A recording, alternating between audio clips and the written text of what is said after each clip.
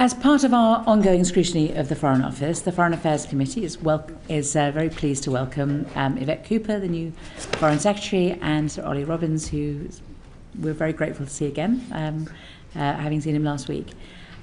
We have a lot of questions, as you could imagine, Foreign Secretary, and we are going to try and be disciplined, and we want to be able to get all the way through to Sri Lanka, which is the last question. So we're going to try and keep it'll be a little bit quick fire, if that's all right, just so that we can, because it's our first session and we want to be able to just sort of cover as much ground as possible. And obviously, as you as your priorities become more clear and so on, then we may end up focusing perhaps next time more on one particular topic. But we thought we would start with this format, if that's all right with you. Yeah. Great. So I thought I would begin by just asking you, what does a progressive foreign policy look like? Thank you, Chair, and thank you very much for having me. It's a great pleasure to be here. As a former committee chair myself, I have a huge respect for the work that select committees do, and always had a slight feeling that maybe it was calmer when I would sit and answer questions from the committee, but thank you very much. So I think, look, our job, and my job as Foreign Secretary, is to make sure that the partnerships we build abroad make us stronger at home. And that means focusing on our security, on our prosperity, and also on our values. And I think in each of those areas you can see actually progressive elements. So our security is the bedrock on which all other opportunities are built. If we don't have national security, we can't enjoy any of the other opportunities. If we don't have border security, then we lose cohesion in our country. And for our prosperity, that has to mean the prosperity of the whole nation. So it's why, for example, when we're championing trade and investment from across the world, we're championing all the regions. It's why mayors from across the country have been part of our economic diplomacy across the world to get investment into every corner of the country. And I think for our values, it's about respect for the rule of law and also our shared humanity. And that's why, for example, with the Hurricane Melissa hit Jamaica, we were swift to make sure that we could provide a direct humanitarian response because of that sense of the values we have towards other countries in the world as well. So in the end, all of those things we do feed through that security, prosperity, and our values woven together.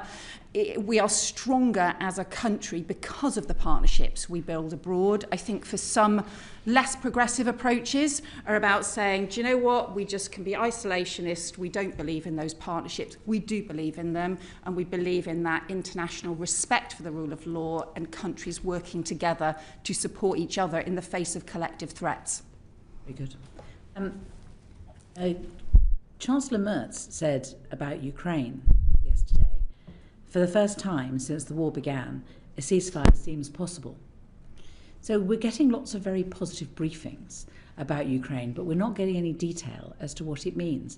And I wondered if you were in a position to be able to help us, and to be able to help us about, if there is a plan emerging, what role will Britain play in that? So I think part of the reason that you're keen for more details because those discussions are still underway as we speak. And I think it is a very important process set of discussions that are taking place at the moment. No one wants peace more than the Ukrainians after everything they have endured over the last several years. But of course, we also need it to be a just and lasting peace. It cannot simply be an opportunity for Putin to pause and come again. And so therefore it has to respect the strength and sovereignty of Ukraine and also the security of Europe, the security of the UK, but the security of Europe more widely. We know that the threat from Russia is broader than the threat to Ukraine itself. It's also the threat to Europe, and so that's why that is part of it. But look, you'll have seen some of the discussions around that we've had over a long period of time. The reason that the Prime Minister set up alongside France, the Coalition of the Willing, was also to talk about the kinds of security guarantees that need to be in place.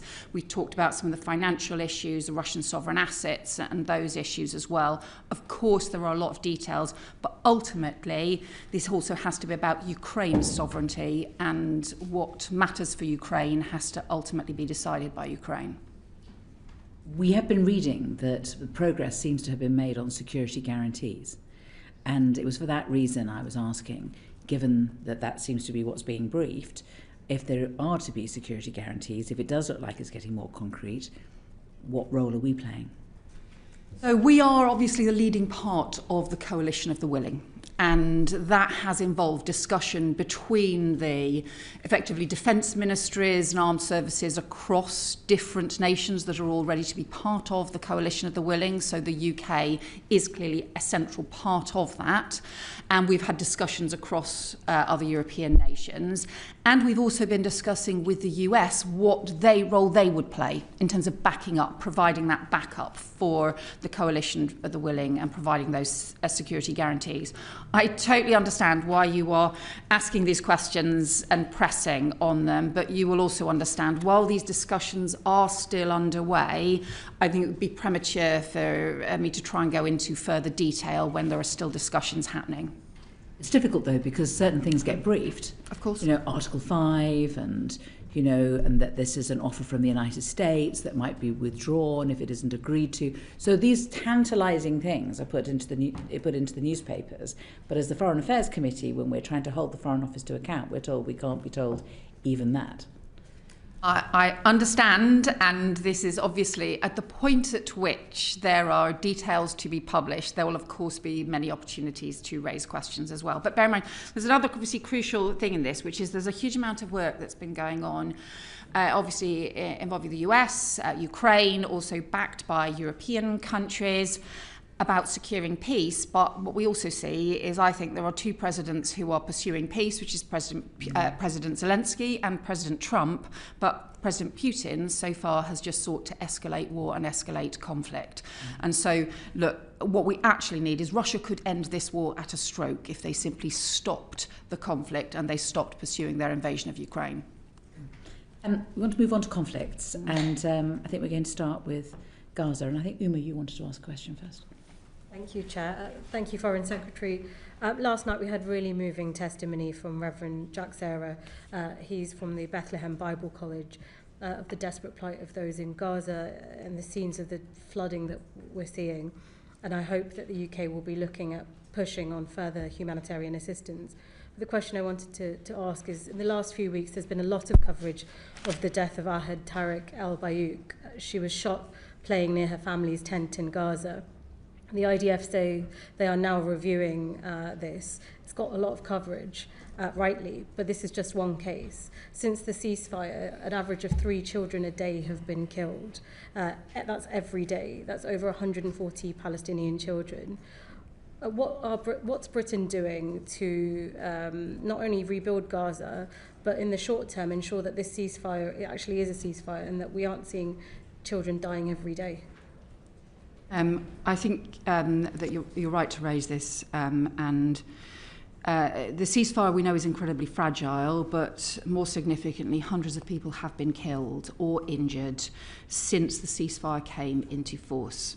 And obviously that raises issues about making sure that there is effective monitoring of the ceasefire process, and also that we have proper progress around the process as well.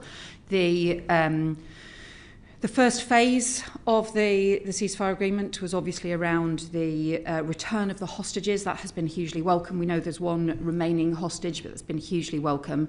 The ceasefire itself, which is hugely fragile, and the increase in humanitarian aid, which has increased, but nowhere near where it needs to be. The Civil Military Coordinating Committee that's been set up is doing some form of monitoring what is happening, but I think it's not the full framework that we would want to see. And most immediately, you talked about the flooding. There is an urgent, desperate need for more aid to go into Gaza. We need all of the crossings opened, we need the restrictions lifted, and we have to get an additional surge of aid in. We've managed to get some additional tents in by working immensely hard to get over 2,000 tents in. That is really important. But the UN has said that they need more than 80,000 tents in order to be able to help people through the winter when there's been so much damage to buildings.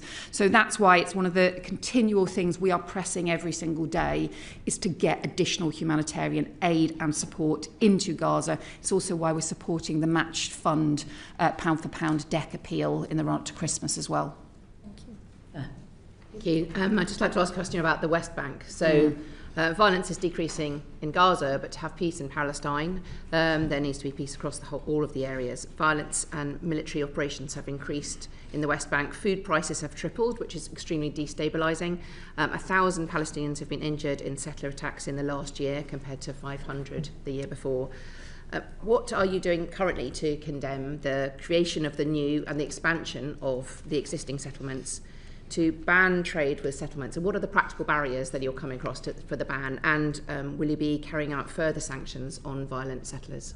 And also, I have to say, it was part of our report that we said that there should be a ban on settlement goods being imported into the UK, and the Foreign Office have not so far accepted that. Yeah, what are those blockers that's stopping that?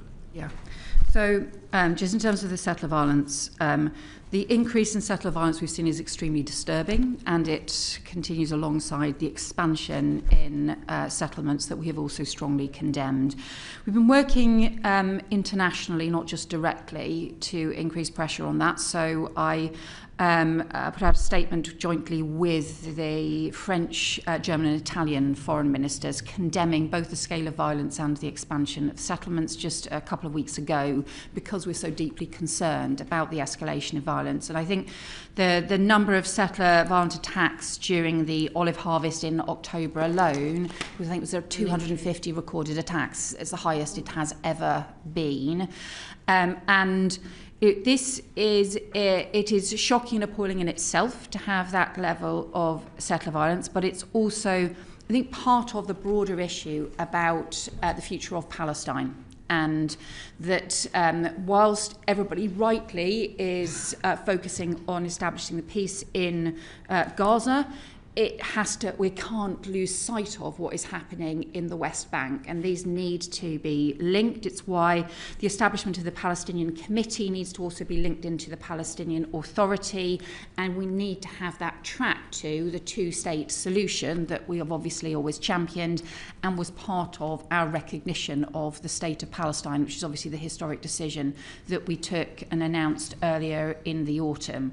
So we are continuing to press those issues. And I think my hope would be that once the next phase around Gaza with the Board of Peace and the Palestinian Committee is established, that would also become an opportunity to link that more clearly with the issues around the West Bank and the reforms to the Palestinian Authority that we're also proposing. You also raised the issue, I think, around trade things. As you know, we have already said that the settlements do not benefit from the preferential trade tariffs and encourage the labelling of settlement goods.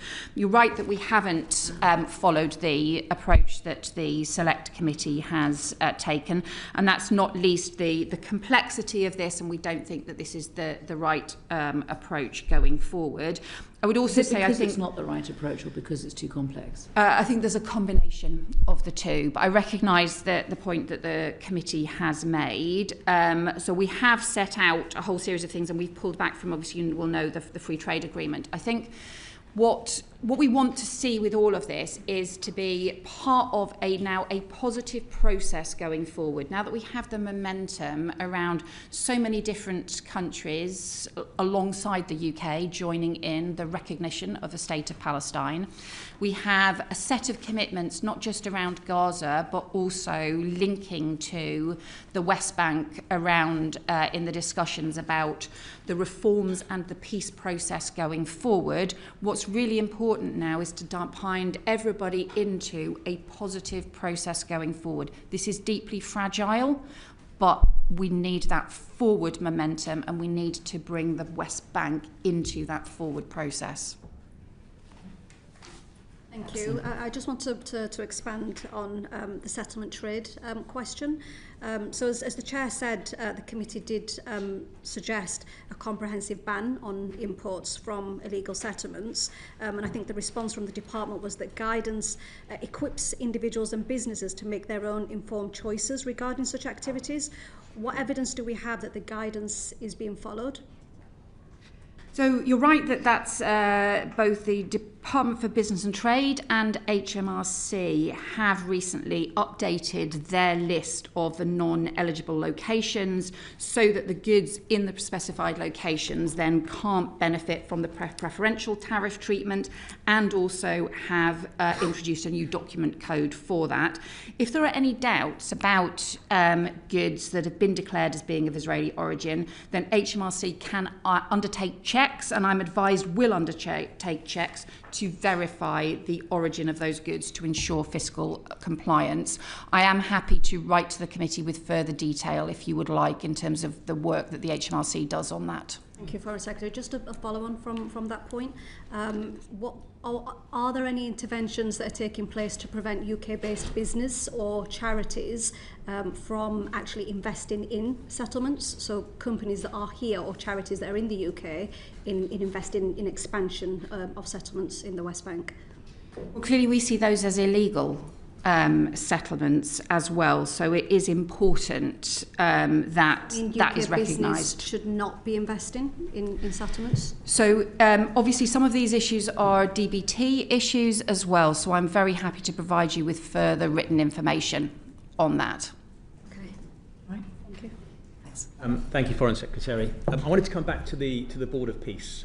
Several members of the committee were in Doha for the Doha Forum a few days ago. When we were talking to Qatari ministers, they were saying the Arab position really is the current setup of the Board of Peace is unacceptable for them. And we've been lots of information in the press recently about Tony Blair no longer being in position. So I wanted to ask, what is going to be the UK's role in that Board of Peace? How have we been involved in setting it up? Are we going to hear any more about Tony Blair being involved? Will FCDBO be involved if that's not the case? So when President Trump first published his 20-point plan, he had obviously put forward Tony Blair as part of those discussions. So that was his nomination rather than a UK or different countries being involved at that point. The discussions in terms of the composition of the Board of Peace are still underway, so there isn't a conclusion to those yet.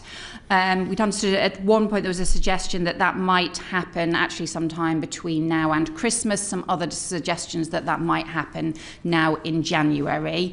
I would say my personal view is that we need to move forward as rapidly as possible, but the Board of Peace should happen alongside the Palestinian Committee, because it's crucial that the Palestinian Committee is able to actually run things in the practicalities of services in Gaza. It's this principle that Palestine should be run by Palestinians. That is hugely important. What the Board of Peace does then is provide the overseeing of the peace process more widely.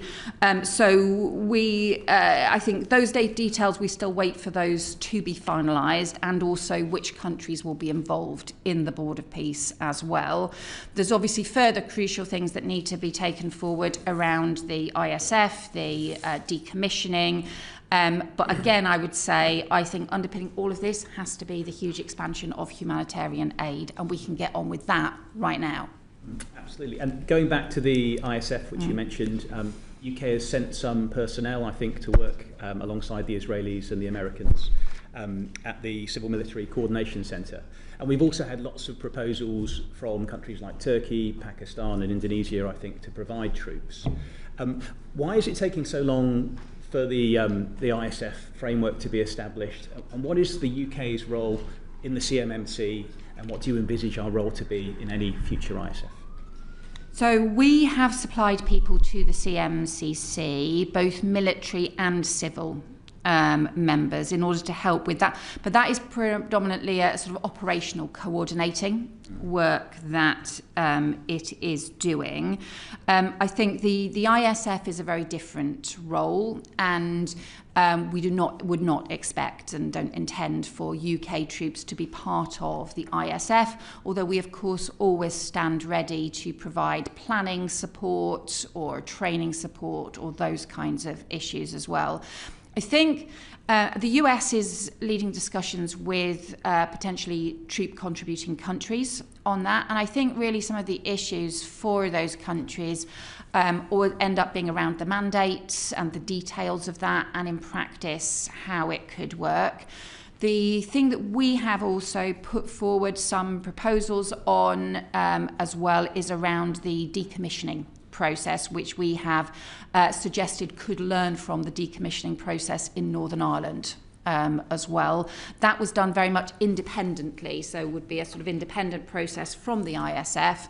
But look, all of those things, as we know, these are complicated issues, so all of these issues are still being looked at and still to be resolved. Thank you. One final question. As we are embedded in the CMMC, and you've said the humanitarian situation leaves a lot to be desired. I mean, the number of people that have died due to the flooding, the huge restriction in tents, the small numbers of additional trucks the UN is being allowed to deliver through, and Rafah crossing is still closed, of course.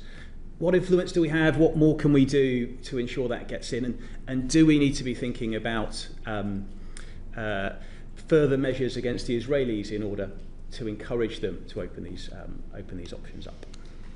Well, the aid going into Gaza has increased since the ceasefire. My view is that it's still a long way short of where we need to get to. And that's partly why I went to Jordan to see the warehouses, and just one of the World Food Programme warehouses that I went to, which had UK aid as part of it. There was enough wheat there to feed 700,000 people for a month, and yet it was stuck in Jordan and had been there for some of it for 8 months because the Jordanian route into Gaza was still closed. There have been some further discussions, and we are continuing to raise this at every opportunity about potentially opening the Jordanian route, but we're not there yet, and I just think we need to urgently get the Jordanian route opened. We've also been putting the pressure on. We've managed to get the 2,500 tents that we've managed to get in. Again, those have been waiting for very many months. That's enough tents to help shelter 12,000 people, so it is really important, but it's still not on the scale that the UN is saying is needed. And so whilst the number of trucks has gone up, we still need to go much further. So my argument with this is obviously we need the Israeli government to lift restrictions, but my argument is also that this should be part of the push forward with the Board of Peace and with the Palestinian Committee to also get a surge in aid, because I just think it's crucial, especially as winter is drawing in. Mm-hmm. And sorry, so you said in your earlier answer humanitarian aid could be delivered now and should be delivered urgently, and now you're saying it should be part of the next phase. I just think at every stage, everything should happen now. Yeah. So we're calling for it to happen now, but also in addition, as part of the establishment of the Board of Peace and the Palestinian Committee, that is a further opportunity to further increase and have new arrangements in place to make sure we can get aid as rapidly as possible to those who need it. Can I ask you though, because many of the charities have been in touch with us about this, and that is about, so obviously the Israelis are not going to allow UNRWA to play a role in delivering aid to Gaza. Much of our aid goes through the UN, but there's also aid from that we use that will be implemented through grants that we give to charities, and obviously a lot of British people are giving to those charities, but they can't play a role in Gaza at the moment because of the registration problems. Because Israel is insisting that there is this registration process. I understand that Save the Children has been rejected by the Israelis. There are a number of charities that are British charities. And if we have a leading role within, as I understand it, CMCC, when it comes to the delivery of aid, and we can't even get British doctors into Gaza, what are we going to do about it?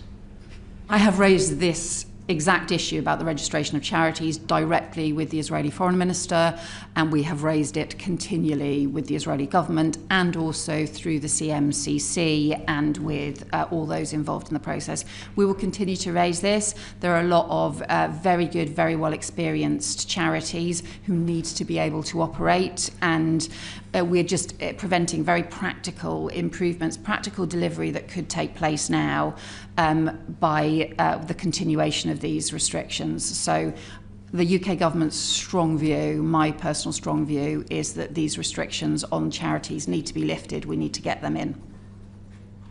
Yes, thank you. Thanks, Foreign Secretary.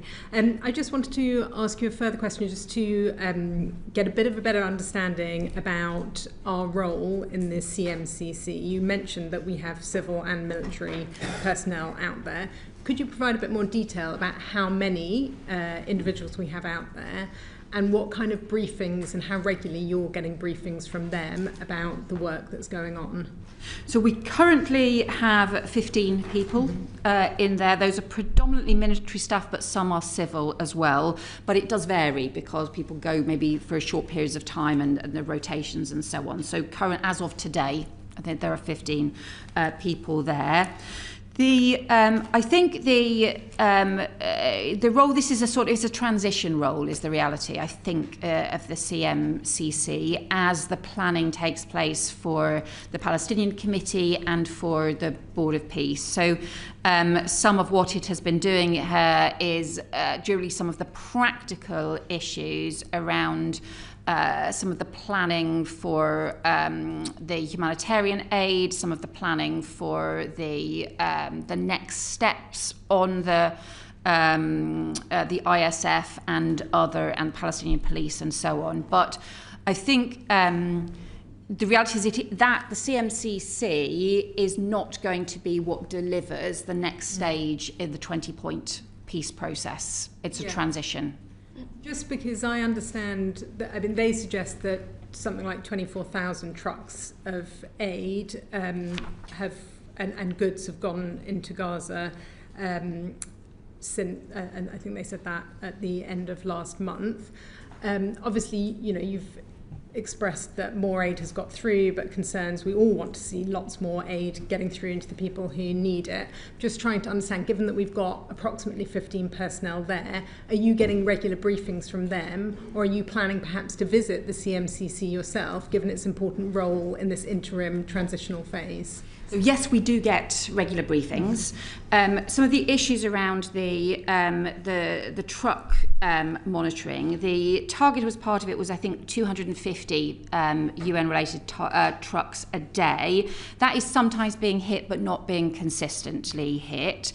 But I actually think this is much more than just the number of trucks. We know that there are some commercial trucks as well, but the total number is not delivering the scale of winter support that we need. So I think part of the reason we're continuing to press the issues around the humanitarian aid is because it needs to be relative to the need on the ground, not simply about that the process is increasing. It's good that the trucks have been increasing, but we're still nowhere near enough compared to where we need to get to. Okay, thank you. Can I ask one final quick question just on this? Because you mentioned in an earlier answer the broader issue about the future of Palestine and moving towards a two-state solution. I just wanted to ask you about the Palestinian Authority. I understand that the government provides funding to them. I just wondered whether you could provide a bit of detail about how much funding we've provided since July of last year and what the plans are for next year. And if there's any work that you're doing to ensure that the reforms that we need to see around education, as you know, many of the textbooks contain anti-Semitic content, and making sure that all forms of pay to slay and the new guises that they're being paid under are stopped. Yeah. It's a quick question. Yeah, well, but an important one. It is an important one. Let me write to you about the precise detail for the 18-month period so I give you the right figure. There were some specific reforms, including around the education textbooks, including around welfare reforms and so on, that we are absolutely just monitoring the details because, and I've spoken directly to President Abbas about those and the commitments the Palestinian Authority have made to drive those reforms through. Those are crucial. In addition to that, we are also providing further expertise on the kinds of reforms that we think are needed more broadly, because although there are some particular, most kind of challenging issues that absolutely need to be reformed, there are broader reforms that we think we need to make, that the Palestinian Authority need to make in order to be part of this peace process more widely, and happy to write further on that to give you more detail, more time. Thank you. Thank you very much. Thank you. Sorry to cut you short. Sir John. Foreign Secretary, if I might move you on to another issue. This committee, you might be aware, has pressed strongly for the appointment of an envoy for arbitrary detention. And we also requested that the Foreign Office set out a rough criteria of what would qualify. Your predecessor was reluctant to give the criteria, but did say that the Foreign Office was working at pace to make an appointment. I wonder if you could say a little bit about how you see arbitrary detention and how to define it, and also when we can expect to see the appointment. I do want to introduce this appointment. I think it's important and I think it would be very valuable. So we are taking that forward, also looking sort of more widely at some of the envoys, but I think this is important, and so we will be making that appointment. More widely... I'll just ask when... Your predecessor said working at pace. So and I hope you will appreciate that obviously sort of post-reshuffle that's obviously has added to the time to do this. So, but I can tell you that those discussions are underway. So obviously would try to do so as swiftly as possible. In terms of the definition, there isn't really any agreed international definition of this, and some of this is also reflects different kind of legal approaches and so on as well. And the FCDO doesn't really have effectively a fact-finding ability to assess individual cases. What we can do, however, is strongly take up consular cases, as we have obviously been doing around Jimmy Lai, where we are calling for his immediate release. And there are other cases where we have people who need to go through a criminal justice process in different countries, but we still provide them with important consular support through those processes as well. Thank you. Well, I wanted to raise the specific case of Jimmy Lai. Yeah. I mean, you made a very strong statement in the chamber yesterday. You told us that you had called in the Chinese ambassador. But previous cases where releases of individuals held have been obtained have been achieved by applying some hard pressure and holding out the prospect of better relations if the release can be obtained. So can you tell us what actual actions that you can take to put pressure on the Chinese authorities, and in particular whether or not you and the Prime Minister would make it clear that a visit from the Prime Minister can only go ahead after the release of Jimmy Lai? So we have obviously, as you're obviously there for the statement tomorrow, been very strong in our condemnation of this clearly politically motivated prosecution, and also called for the immediate release of Jimmy Lai. He is 78, and there are immediate humanitarian concerns here. And even simply on a humanitarian basis, we would urge the Chinese authorities to release him immediately. He has already been incarcerated for 5 years, in addition to our grave concerns about the national security law and the way in which this violates the declaration that was signed jointly by the UK and China. There is a period now between the verdict and also the sentencing, in which we are making these representations in the strongest of terms, and also in which we are coordinating with other allies as well.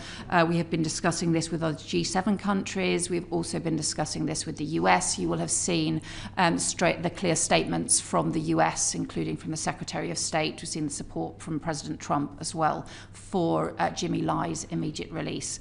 That is the stage we are at currently, is putting on the strongest pressure that we can between now and the sentencing. Surely the strongest pressure we could put on would be to make clear that a visit by the UK Prime Minister cannot happen whilst a UK citizen is incarcerated in a Hong Kong jail.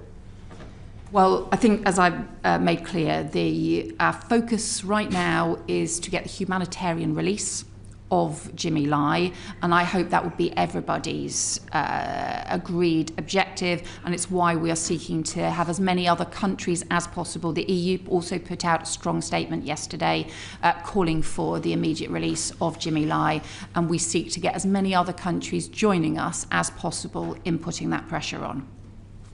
Okay. We move on to Sudan. Given the UK's historic role and its connections with Sudan, is it in a position to be able to be an honest broker in the terrible situation that there is there?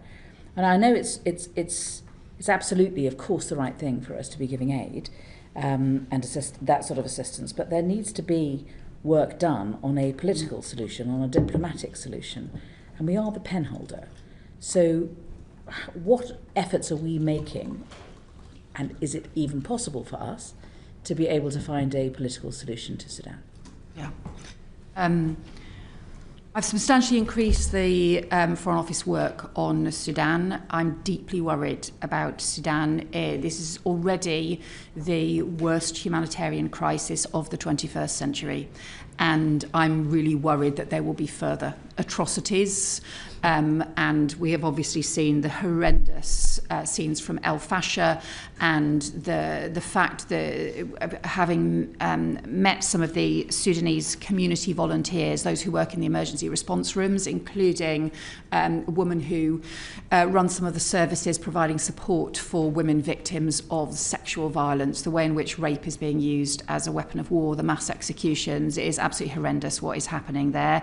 I think there's also wider, as well as the humanitarian crisis, the risk of famine to millions of people. There are also wider security risks here of failed state, of extremists being able to exploit the instability, and of course migration risks, the huge number of refugees who are currently in Chad or in Egypt or other countries as well.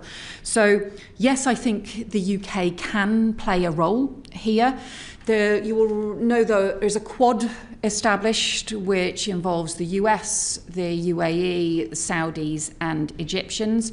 And I have been in touch, I am in continual touch with all 4 Quad members. Speaking to foreign ministers, I spoke to Marco Rubio about Sudan last week. I also spoke to the US Special Envoy, and I have spoken to foreign ministers in the last few weeks continually of the other 3 member countries. So I think our role is partly about maintaining the pressure around the need to keep up the momentum, the work that the Quad has committed to, but also being able to try and facilitate and support some of the more detailed work about what does it take to get to a humanitarian truce, and then also, if you can get to a humanitarian truce, what is then the political process that needs to follow from that. In terms of our role as penholder, we stand ready to put forward further UN resolutions. As and when we can, you'll realise we obviously took a resolution to the Human Rights Council as well, which was strongly supported comprehensively from across the globe as well. So the lead doesn't come from us as penholders at the UN. The lead comes from the Quad, and we stand ready to give assistance. I think the Quad, the US obviously does have substantial ability to put pressure on. The countries, the Saudi, Egypt and UAE also have extensive influence as well, and engagement in this. Our role, I think, is to continue to work with all of them, and also to push to keep pressure on through the UN as well. So the crisis that's happening in Sudan is so complicated and is at risk of getting worse, and the fracturing and fragmenting of the different sides, and the willingness to pursue atrocities as well, is this requires, I think, the kind of broad international engagement. What I have called for is that we should have the same level of international engagement and energy around Sudan as we had around Gaza. In the run-up to the ceasefire in Gaza, we had huge international engagement from a range of different countries right across the world. Clearly, there was the crucial role played by the US, but also the role of the Arab League. There was the role of other countries like the UK who signed up to the recognition of Palestine. So all of those countries all being part of something together really mattered. I think we still need to see that on Sudan. Thank you. With 12 million people displaced, 150,000 people killed in the conflict, and over 30 million people requiring humanitarian assistance, you can see exactly why you are putting such priority on this. You mentioned UAE being part of the Quad. I'd just like to ask a question about UK arms export licences. So it's alleged that there's identification of British armaments on Sudanese battlefields that have been exported via the UAE. Have the UK government reviewed its assessment of those UK arms export licences? And what representations have you made to the UAE government on this matter?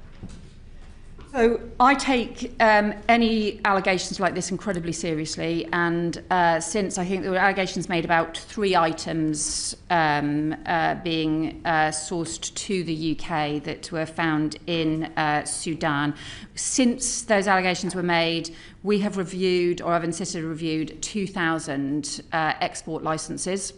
And in those 3 cases, the case of those 3 items, they were not covered by current licences, by any current licences over the last 5 years. I think there was a seatbelt, a target, and an engine component. None of those have been included in current licences, export licences from the UK. However, if there are any further allegations that are ever raised, I will take them immensely seriously. We do have very strict rules to prevent any diversion as well. Then more widely, I have discussed issues around weapons supplies to Sudan with all the members of the Quad, so with the UAE, with the Saudis, with Egypt, and also with the US as well, because obviously some of what we need to do is to be restricting any weapons going into Sudan.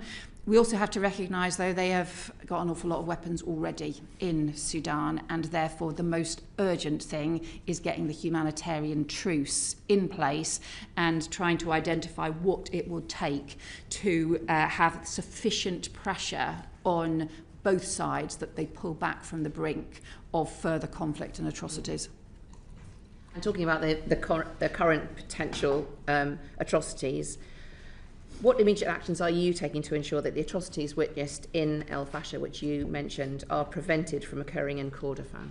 Yeah, right now. This is the thing that actually really worries me most. Of all of the different things that I deal with at the moment, this is the thing that worries me most, because we have seen horrendous atrocities take place, and there is, I think, a real risk of further atrocities. That's why we are, seeking to maintain the pressure. We announced new sanctions on RSF members around the atrocities that have taken place in El Fasher. We're ready to use any of those levers that we have in order to put pressure on. We have also, as part of the Human Rights Council resolution that we put forward, was also about a fact-finding mission, because as Tom Fletcher has said, the El Fasher is a crime scene, and therefore we need to also be able to gather the evidence of the atrocities in order to hold people to account, and to be clear, whether it is through sanctions, whether it's through fact-finding, whether it's through the work, through other international work, that there must be accountability for atrocities. But that also, ultimately, it needs the truce. We want to see a ceasefire, a permanent peace, but immediately can we just get a truce that pulls back from further conflict in the Kordofans right now, in order to prevent further atrocities taking place. And that's what a lot of the discussions, that's why the conversations that I've had with Masad Boulos, who is the US Special Envoy, and also Marco Rubio, you'll have seen both the US Secretary of State and the President Trump also expressing deep concern about the scale of atrocities taking place. So just trying to get the maximum pressure on. We also have the UK Special Envoy as well, who has been engaging with the SAF as well as the issues around the sanctions for the RSF. So we are engaging on both sides to try and put maximum pressure on. Thank you. And you mentioned the peace process and the political process. It's constantly raised with me and others that there aren't enough women involved in this process. It's when you see the peace talks, it's a lot of men going in and out, and the women of Sudan are absolutely feeling that they should be involved. We've got very good experience of involving women in the peace process in Northern Ireland, which has been shared a lot with women's groups in Sudan as well. So what, as the pen holder, as so involved with the Quad and with other ways, what influence can the UK government bring to ensure that more women, and the right women, are involved in this, to make sure that the peace will be lasting and it will be something which will be for all people of Sudan? So one of the things that we are seeking to do, including working with other countries like Norway, who've also experienced in these areas, is to try and work to build up some civilian capacity in Sudan, because there's an immediate issue about getting the warring sides to pull back from the brink and to agree to a humanitarian truce. But if it is to be sustained, we need a civilian transition. And that means we need to be able to strengthen Sudanese voices, the civil society in Sudan. I have met with some of those community activists who are just showing incredible bravery at the moment by providing response through emergency response rooms. It is crucial that women's voices are a central part of that. So as part of the work we look to do to try and build some civilian capacity, as part of also the 25th anniversary of the Women, Peace and Security resolution at the UN, which the then Labour government was a crucial part of establishing that resolution. That was all about recognising that not just there needs to be protection for women victims of war and conflict, including from things like sexual violence, but also that women's voices need to be heard as part of the peace process, that women need to be the strong voices for security and for peace. So we highlighted that 25th anniversary as part of the work I'm trying to do to strengthen the work around women and girls through the Foreign Office. We need to make sure that those principles are now taken forward in the work we seek to do to strengthen the civil society in Sudan. We move on to Syria because we're a bit tight for time. Sorry, Fleur. Thank you, Chair. There have been a number of appalling ISIS-linked attacks in recent days, so the devastating anti-Semitic attack in Australia. But we're also seeing an uptick in ISIS-linked violence in Syria, and a number of American servicemen were killed over the weekend. I wanted to ask about our response to ISIS in Syria. What can you tell us about that? And are we reviewing our position in light of these recent incidents? Yeah. So I think there's been, in recent years, if you go back maybe 10 years or so, the focus, the security focus of the Foreign Office and actually also of the Home Office would really have been around counter-terrorism threats. And the nature of those sorts of organised groups operating in ungoverned spaces, and the need as to what the strategy should be on that. Most recently, in the most recent years, we have seen the growing state threats. Now, whether that be around Russia and Ukraine, whether that be around Iran and nuclear threats, or those threats that we have seen in the UK as state-backed threats, hostile state-backed threats and organised hybrid threats as well. But part of the discussions that I've had in the Foreign Office about the work that we need to focus on around security, I've been very clear that we can't simply move everything to focusing around some of those state-backed threats, because actually you can see signs of some of those terrorism threats starting to grow again. and starting to escalate, and that we have to be immensely vigilant around that. In terms of Syria, we, I think, want to continue our engagement with the Syrian government. This is an opportunity with the Syrian government to help them deliver a more stable, free, prosperous future for Syrians, but also to help establish effectively a governed space that is safer and that allows us to work together to tackle those organised extremist threats. You'd have seen the commitments that the Syrian government made when in the US on joining the international coalition against Islamist extremism, and we are continuing to work with the Syrian government on that. I welcomed the Syrian Foreign Minister Al-Shabani to the UK in November as well. So it's something that you would expect me to be very alive to, having come from the Home Office to the Foreign Office, but it's certainly something that we will continue to focus on, not just in Syria, but more broadly. Brilliant. Thank you, Foreign Secretary. And I'm glad you mentioned working with the Syrian government on normalising the situation there and building a more inclusive and representative country. One final question on this issue. If you could say a bit more about our work on those issues around governance and supporting the Syrian government, and also when might we see a UK embassy be reopening in Syria to support that wider effort? So we want to continue to keep increasing our engagement with Syria. We are continuing to offer them support on the political transition.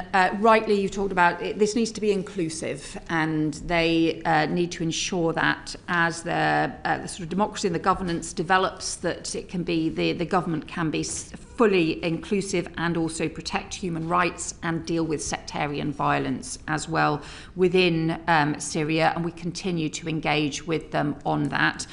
We are exploring options for a more permanent UK government presence. We are continuing to visit, we're already regular visitors to Damascus, but that is something that is under consideration. Thank you. Let's move to the States. Edward. Thank you, Chair. Foreign Secretary, I wanted to ask about the US National Security Strategy document that was published earlier this month. It talks about restoring Europe's civilization and Western identity. It talks of Europe facing the prospect of civilization erasure and facing the loss of national identities and becoming a majority non-European. I was wondering whether or not you agree with that assessment. Obviously, look, this is the US National Security Strategy. We published the UK National Security Strategy in the summer, so we take responsibility for our approach. The US will set out their national security strategy. There are areas in their strategy where obviously we have that, and also actually more widely, not just simply about their strategy, but in the approach that they take, that we clearly have shared vision, for example, and areas where we respect their different priorities, and also, of course, areas where it wouldn't surprise you that we would take a different view. And certainly on some of the points that you make, I think you wouldn't surprise you that we'd take a different view on the strength of European democracies, the strength of our freedoms, our support for communities, and our social cohesion as well. And I think if you want to talk about the centuries of civilization that we have to be proud of, our cultural industries are stronger than they have ever been. It's a more important part of our economy than it has ever been. We have strong and diverse communities who are proud to be British, who are an incredibly important part of the kind of country that we are, and we celebrate that and will continue to do so. In terms of the US approach to Europe, it talks about European governments' subversion of the democratic process. It says the US will promote the influence of patriotic European parties and cultivate resistance to Europe's current trajectory. I'm wondering whether or not you think it is acceptable for the US to meddle in the democratic process of the UK and European countries to promote political parties that have overtly Trumpian views. Well, I think, look, we have When we work with different long-standing allies, the US is a huge long-standing ally. We have very deep cooperation on intelligence, on security. They continue to be closest ally in a whole series of national security areas, and that continues. Of course, we have differences of view around all sorts of areas, and we respect their democracy. We obviously expect all democracies to be. We expect that they don't respect our democracy if they're willing to meddle in it. Well, we expect all democracies to be respected and all nations to be respected. And we, of course, can have robust differences of view about particular political issues and continue to be so. And I would also just say I regard my party as a patriotic party as well, and will continue to be very clear about the strength of our country. I'm very proud of Britain and the diverse country that we are, the creative, dynamic country that we are, and also the strong ally that we are to all sorts of countries across the world. I guess where I'm driving with this is that given the policies and the world view that is outlined in the US National Security Strategy document, given that on publication the Kremlin spokesperson welcomed it as largely consistent with our view of the world, how reliable a partner is the US to the UK, given how different our worldviews are? So I think working with the US in practice on a series of different issues. So the discussions that I've had, repeated discussions I've had with the US Secretary of State, repeated discussions that we've had, obviously the Prime Minister has made close discussions with President Trump, that we've had the state visit and so on. We've had a series of areas where we have strong shared interest in the economic and tech development, for example. That was part of the tech partnership. We discussed, in fact, while I was in Washington, the continued strong support from the US for NATO, for example, but at the same time, recognising, and we agree with this, that European countries need to do more and contribute more to their defence. We strongly agree with that. And also the work that we are doing both around Gaza and the peace process and around Sudan and the peace process as well. Of course, there are areas where we take a different view and where we will raise those with the US and discuss those, and I have done so as well. And that includes being very clear that I see strength in the way in which Europe is responding to Ukraine, for example. We need to do that alongside our allies. This peace process with the US is hugely important. But I think that the work that European countries have been doing in order to respond to that Russia threat is immensely important. Well, I agree with you on the need for Europe to spend more and do more on defence. I'm just wondering, when you're talking to the US about NATO, given the national security strategy, so he says that the US stands ready to help potentially through more favourable treatment on commercial matters, technology sharing and defence procurement. That doesn't really extend to the full gambit of NATO responsibilities. So in a Trumpian presidency, how confident are you in the US fulfilling its Article 5 obligations? Well, as actually one of the issues that I discussed while I was in Washington, and where the US administration, Secretary of State were very clear with me, the continued and strong support that the US continue to show for NATO, and that is what we have seen as part of the NATO discussions. It's also some of the issues that have been discussed around security guarantees as part of the Ukraine discussions. Again, immensely important. Europe does have to do more. It was part of our discussions at the NATO foreign ministers, and that's why we're increasing our defence spending. That's why other countries are also doing so as well. But I think that we've always said that NATO is at the heart of our security. It's immensely important to our security and will continue to be so. I'll move on to Rich. Thank you, Chair. Staying with the question of the US national security strategy, it characterises Europe as blocking peace between Ukraine and Russia. How does the British government respond to that characterisation when you engage with the United States government? So we can discuss areas that we agree and also areas that we disagree, and that's, I think, always been the case. I've just been very clear publicly that I see Europe's response has shown considerable strength in the way in which we've had so many countries, actually not just in Europe but really across the world, being prepared to join the coalition of the willing that the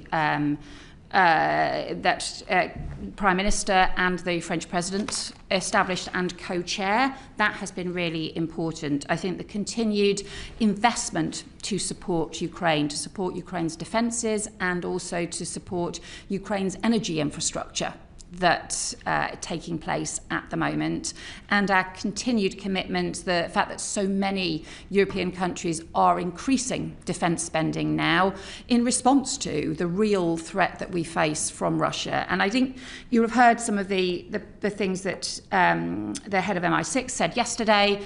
I would really just reiterate this. The threat from Russia is not simply about the threat to Ukraine.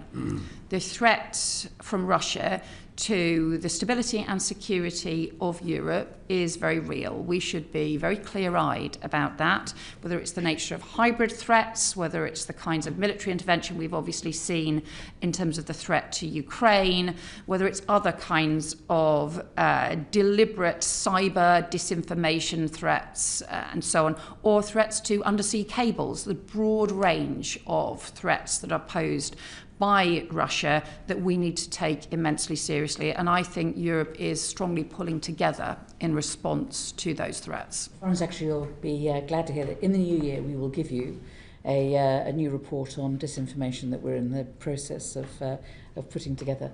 And before I move back to Ukraine, I think you had a question on United States, and then I'll move back to you on Ukraine, if that's all right. Just very briefly, on following on from the other questions about US policy, there seems to be a pattern of attack by the US government on British Muslims, in particular on the Mayor of London. I'm a very, very proud London MP, proud of our diversity, as you mentioned.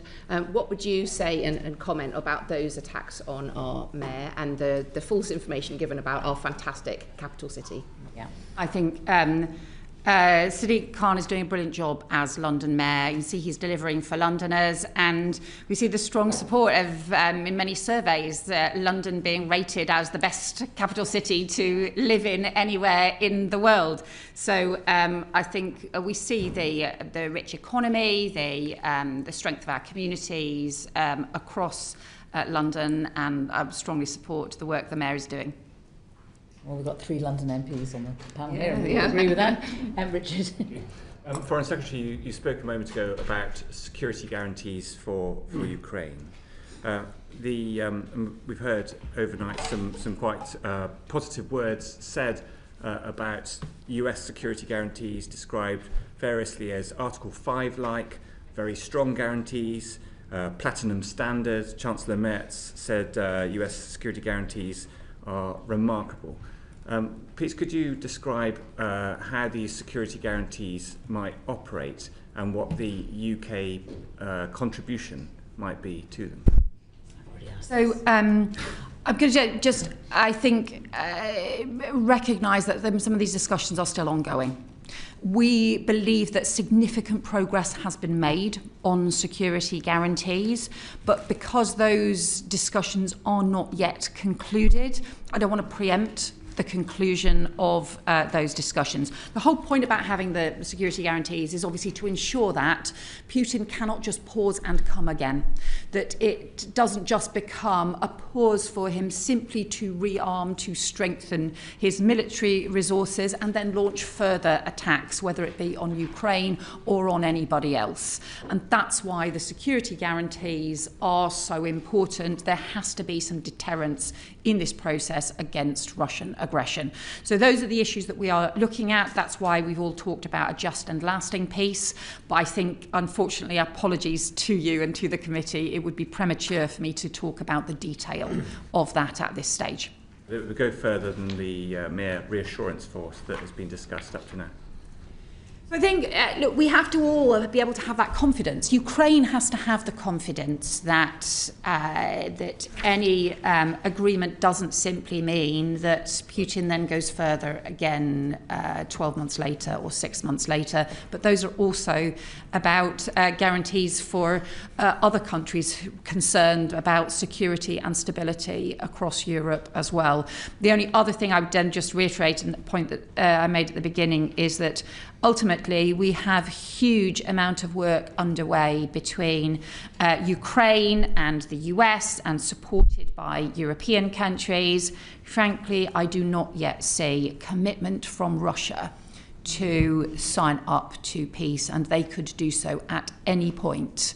They could sign up to a peace process, and actually that is where we need the pressure. That's one of the reasons why we're continuing with the pressure around sanctions on Russia, the economic pressure, and also pursuing the issues around Russian sovereign assets as well.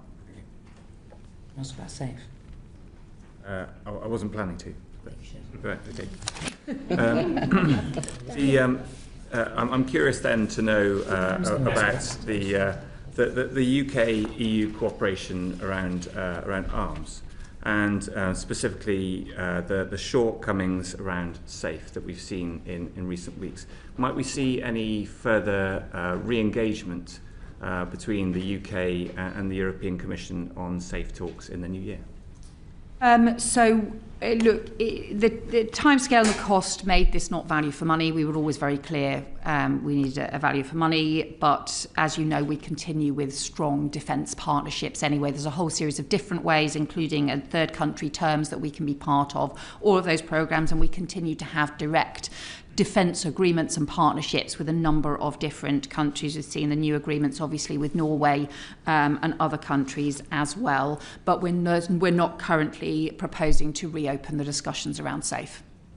Isn't it disgraceful that the Canadians can get access to SAFE on the basis of paying in £10 million and euros, and we have to pay $6 billion? I mean, what is going on? You know, we play a leading role in the defence of Europe, and why are we not allowed into SAFE? Well, as I think we've made clear, we're only prepared to be part of arrangements that work as value for money. And I think that has to be a guiding principle for us. But we have a lot of different defence partnerships, whether it be around frigates, whether it be around GCAP, whether it be around different forms of not just defence cooperation, but defence procurement with other European countries, that we will continue to do so. The work that we did, having seen the carrier strike group on its return from the Indo-Pacific as it came back through the Mediterranean, the partnership with Italy, the partnership with Norway, those partnerships are immensely important. They will continue to be so. We will continue to be part of a strong defence arrangements with other European countries. Okay. You want to go on to Russian sovereign assets, Phil? Yes, Foreign Secretary, on the Russian sovereign assets, are you able to say what progress has been made in seizing those assets held both here in the UK and further afield?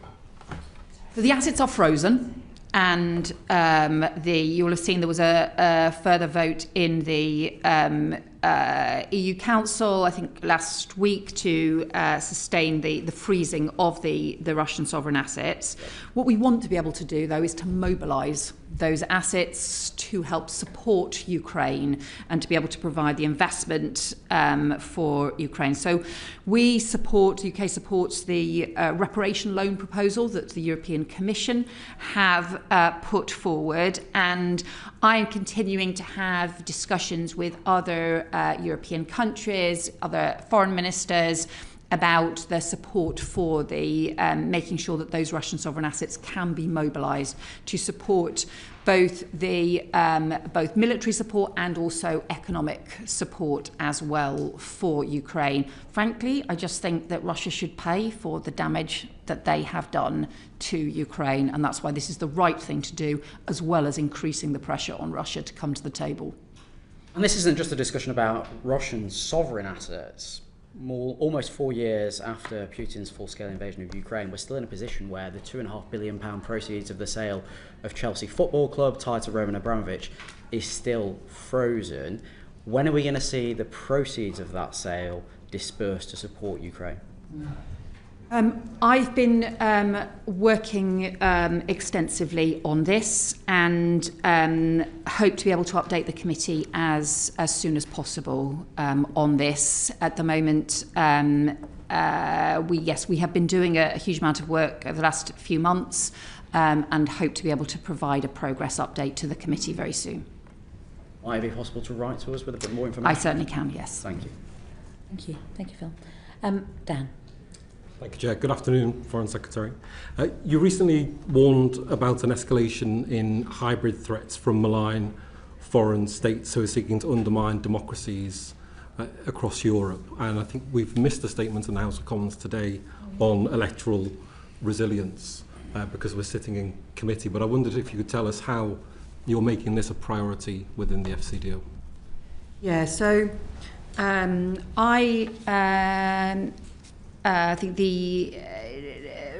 you'll have heard the statement announced today was about I think a further review now into foreign malign interference into elections, but we have seen this already happening in countries across the world, and I know this is something that you and the committee have been looking into, but if we look at for example, in Moldova, where there were fake websites for political parties with fake policies, deliberately trying to increase hostility towards candidates that, frankly, Russia didn't like. We've seen information being laundered or through news or so-called news websites and then re-laundered through other websites right across Africa, for example, with false information about the Ukrainian president and his wife. So we've seen deliberate things. This particularly we have seen these Russia-backed organisations driving this, and this is, look, there was, I think, disinformation started under the Soviets, I think, probably back in the 1920s. But this is on an industrial scale. At that time, it would have been propaganda leaflets and so on. Now, this is industrial scale. Disinformation, making the most of algorithms and so on in order to be able to destabilise it. Are you satisfied with the response that we currently have in terms of the response across Europe, by NATO? Because it strikes me that beyond fact-checking services, there's very little in terms of hard power or strong soft power that is actually taking place to rebut some of this stuff. So I think there's a sort of mix of things that we can do, and I look forward to your committee's report as well and to your recommendations. What we are seeking to do now is to coordinate and to particularly coordinate with other NATO allies, but coordinate more widely on this.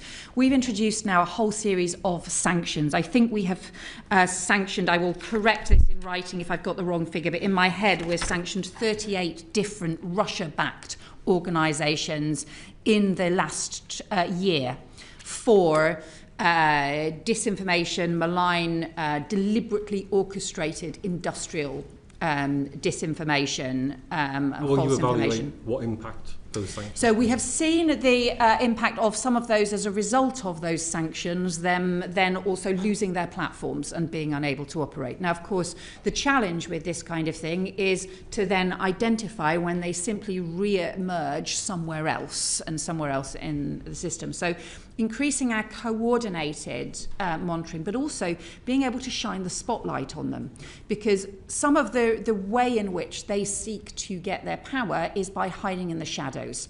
So the very fact of shining a coordinated spotlight on them is an important part of diffusing the power that they have, but also then the process of using sanctions, using those kinds of additional powers and things against them as well, and looking more broadly at how we see this as part of hybrid warfare, of hybrid threats, of hybrid some of the cyber threats and things as well. So that requires a coordinated approach, not just from any one country operating alone, but is why we've also coordinated with some of our sanctions, coordinating with the EU Commission, for example, on some of their sanctions as well. Just one final question from me. Returning to the issue of the EU and looking towards Europe for European security and Britain's leading role in that, and the fact that talks on SAFE broke down, shouldn't you be clearer in your condemnation of the Commission for its role in subverting what democratic leaders in Europe have stated as their aim, which is to work together on defence? Yeah, also. Well, I think on the issues around sanctions, we've had very strong coordinated work with the European Commission. Some of the work, for example, the Russian sovereign assets work, again, has been very close between us and the European Commission.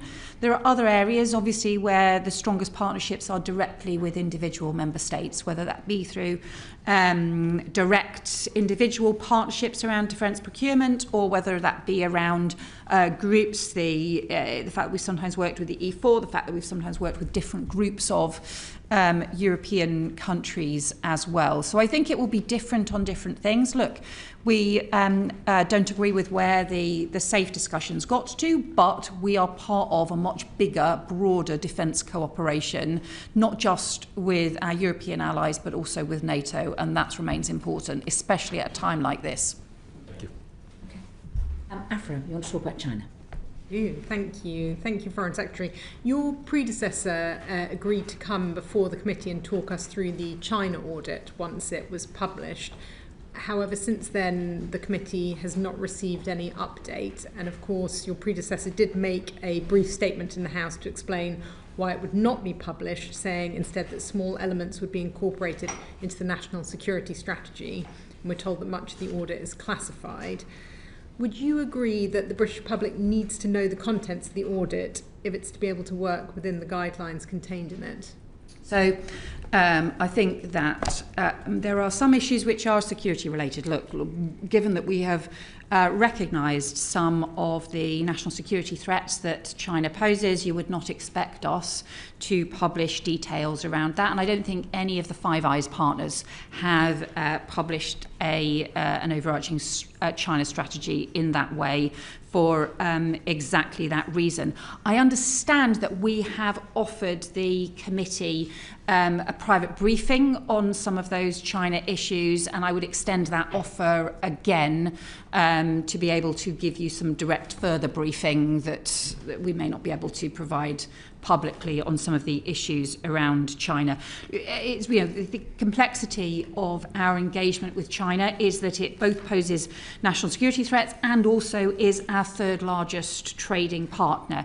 We have some of the specific historic issues around Hong Kong, as we've discussed earlier on in the session around Jimmy Lai and other issues around Hong Kong. But we also have the wider issues that might range from climate change cooperation or trading issues through to some of those really kind of economic security threats and issues as well. So some of the areas that I have been focusing on around China since I took up this brief as Foreign Secretary include strengthening some of the security approaches around some of the cyber threats approaches, pursuing further analysis on some of the wider economic security issues. Just for example, things like the supply of critical minerals, for example, or looking at some of the wider issues in terms of our critical national infrastructure here in the UK as well.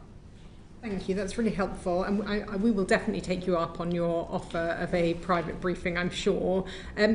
Just to note, though, that I was of the understanding that a number of UK allies and partners, including the Netherlands, Sweden, Switzerland, Finland and Germany, have all published explicit national China strategies. Yes, I think some European countries have, but not Five Eyes countries. And if you talked about just now the kind of wide remit of areas that our relationship with China touches on.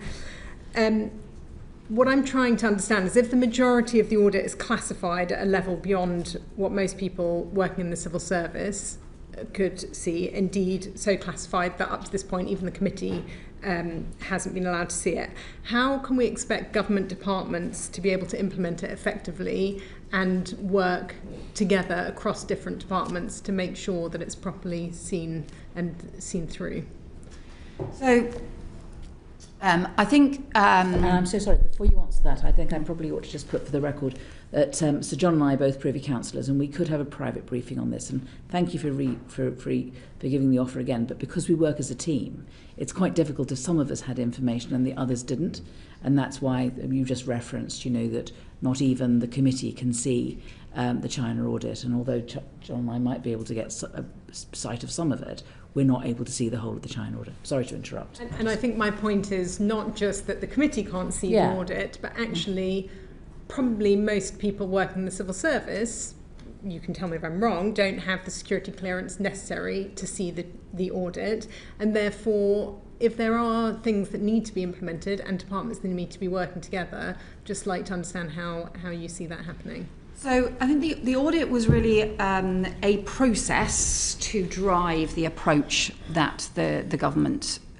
takes, and also fed into the national security strategy, which is public. It fed into a series of other approaches that are public, whether that be around our trading approaches, whether that be around our national security strategy, and so on. So it has fed into the broader public process.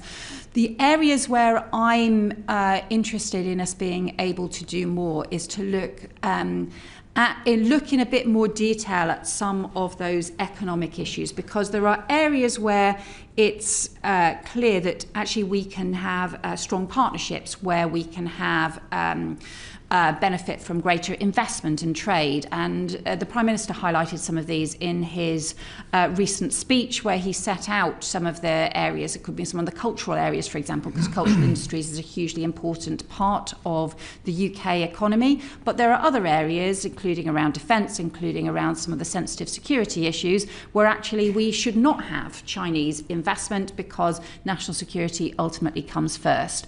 So I think us being able to do the further work around some of those areas, and also to look at some of the supply chains around the world, and some of us making sure that the approach, for example, to critical minerals and to our supply of critical minerals doesn't end up being restricted as a result of us failing to understand some of the decisions that China and some other countries are also taking across the world around critical mineral supply. Thank you. You'll be aware that the Intelligence and Security Committee yesterday published their annual report, which highlights the inadequacies of the government's approach towards China. And in particular, the report says that given the extent of the threat posed by China, and particularly that of its interference operations, they're concerned to see the government dragging its heels on whether to add China to the enhanced tier of FIRS, so the Foreign Influence Registration Scheme. Given that China poses the biggest threat to the UK through transnational repression, cyber attacks and malign activities, why are they not on the enhanced tier of FIRS alongside Russia and Iran? So each country is considered separately and differently, because countries obviously in very different circumstances and very different kinds of threats or challenges or opportunities in some cases as well. So it's right that each country should be considered separately. And I think the Security Minister, because obviously this is a Home Office lead issue, the Security Minister has been clear that we keep all of this under review and continuing to look at what the next steps are around FIRS as well. But alongside that, there are a series of other security tools that we have. There's obviously the sort of first tier of FIRS that applies more widely. But what we've also been doing is increasing, for example, the training for every single police force on state-backed threats and on transnational repression, increasing some of the intelligence and security investment, the agency's investment, to be able to address some of the state threats and challenges which have clearly grown as well, and also the use of sanctions. So we are increasingly using sanctions. We've just sanctioned two China-based entities around cyber threats, for example. And we are also increasing the use of sanctions, including in China and India, around the backing for Russia's war effort in Ukraine and some of the Russian oil and gas operations as well. So we can use the sanctions, we can use other security measures, and also the sort of security and intelligence side of things as well, and also looking at what further legislation might be needed in any of these areas. I'd like to ask you about the plans for the new Chinese embassy. As you know, the China super embassy planning application is causing a lot of concern for many people in the UK who oppose the regime and for others. The current proposal will see the embassy built in a prime strategic location in central London, next to the Tower of London, on the site of the Royal Mint, becoming the People's Republic of China's largest embassy in Europe and built in close proximity to critical communication cables servicing the City of London's financial district. Are you concerned about what message this sends our international allies, particularly the United States, who are concerned about the security threats that China poses? National security is the first duty of any government, and so we clearly take any security issues immensely seriously. Obviously, look, it's part of the diplomatic processes that countries have embassies, and we have embassies all over the world. Countries build new embassies, close old embassies, and so on. So that is not a novel process. You will understand, obviously, there is an independent planning process that is underway, and it would be wrong for me to cut across an independent planning process. But we also do have extensive consideration of security issues, and as well as the Home Office and also the Foreign Office and also the agencies also involved in the consideration of those security processes. Back in the spring, when I was Home Secretary, alongside the then Foreign Secretary, we wrote to the planning process to raise a series of security issues and to say that further work needed to be done for those to be addressed.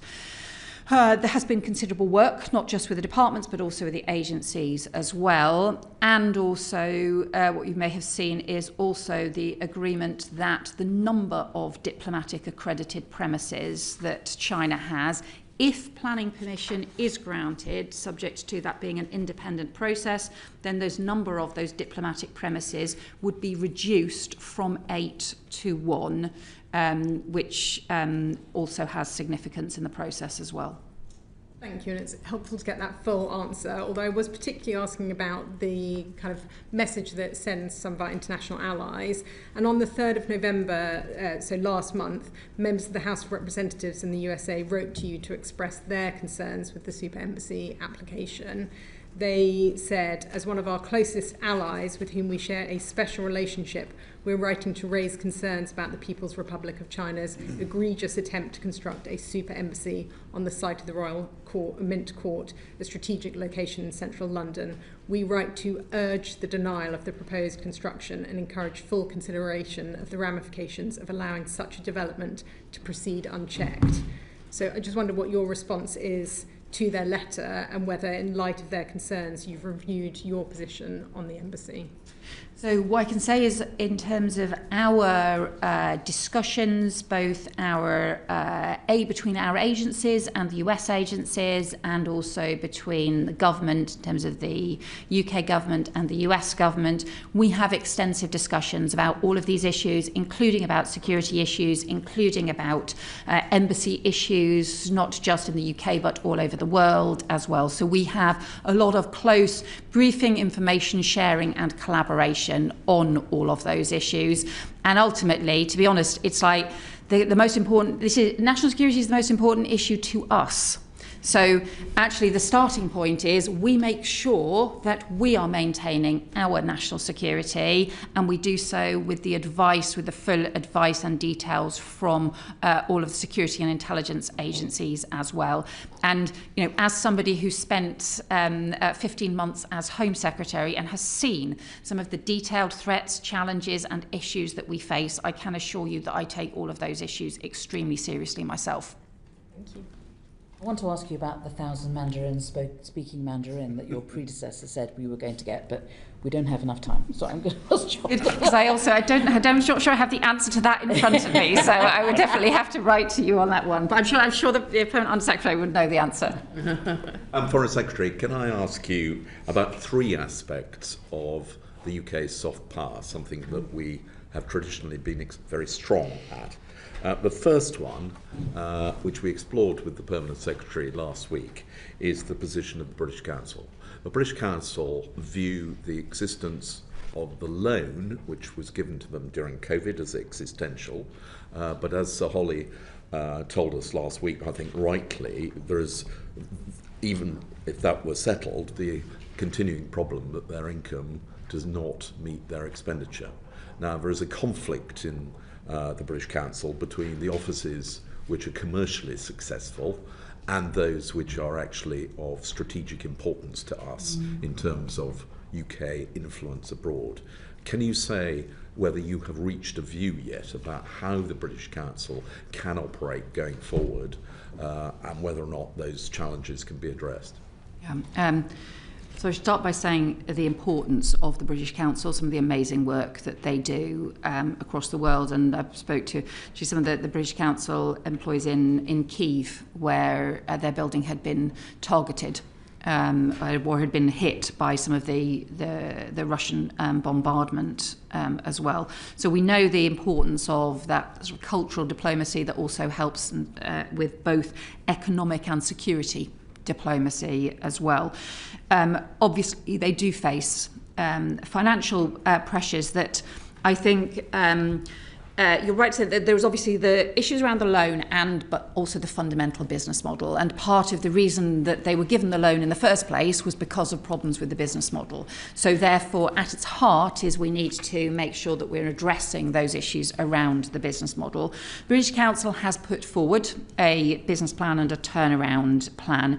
The stage we are at with this at the moment is that there are 2 reviews due to conclude very shortly. The first is a review of that turnaround plan and of the robustness and resilience of it and what it might achieve. And the second is into their short-term cash position. Those reviews are pending, and then obviously we need the British Council to be able to respond to the conclusions of those reviews and for us to then ensure that we've got a robust and resilient way forward. I appreciate that is a holding answer effectively, because I'm still waiting for those reviews to conclude, but very happy to ensure that we provide you with more information when we have that. The British Council have indicated to us that 40 offices are under threat, including those in places like the Baltic states, which are of huge importance in terms of facing Russian disinformation and Russian influence. I mean, are you willing to see closures of the British Council offices of that scale? So I need to see the reviews before we can, I think, respond to them.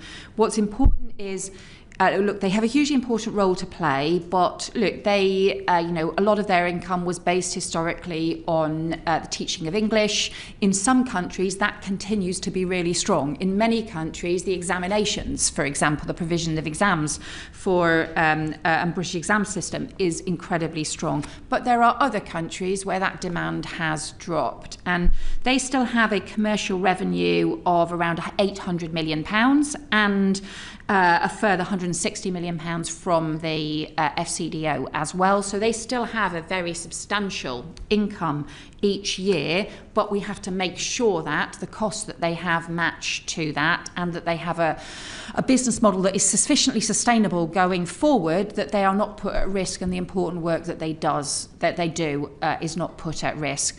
So again, unfortunately, until I can see properly what those reviews conclude, we, I think, need to wait until we have seen those before then responding about what the best next steps are. Okay, well, if you could let the committee know as soon as you're in a position to. Can I turn to another aspect of soft power, which is the BBC World Service? Again, they are countering disinformation. I think you may find it highlighted in the report that the committee is producing up against RT and Sputnik and the Chinese and any number of hostile forces who are investing far more into broadcasting than the BBC and government spend. Are you able to give an assurance that the BBC World Service language services will be maintained and that we will not see any of those closing?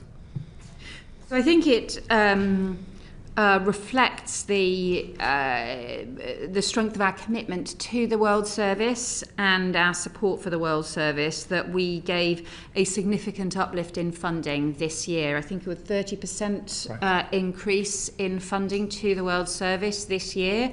And that is exactly because we hugely value the work that they do.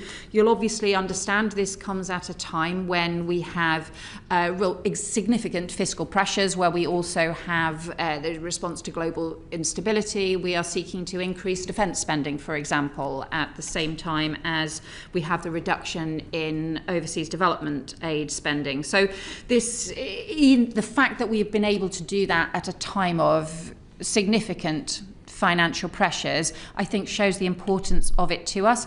Ultimately, the World Service is independent and it has its editorial independence and takes its decisions as well about where that they have the most impact in terms of the services that they provide, but we will be continuing to support them in their important work.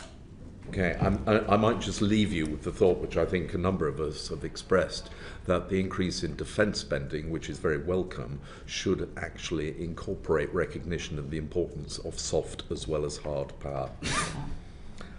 So can I just move to one final area of soft power? The UK has been very strong, indeed was one of the founders of the Global Coalition for Media Freedom. It is something that we have attached huge importance to, and at the present time media freedom is probably never under greater threat than it is today. And so can you reassure us that this is still a priority of the Foreign Office and that we will be doing all we can to support independent media in the many, many countries where it is under severe threat?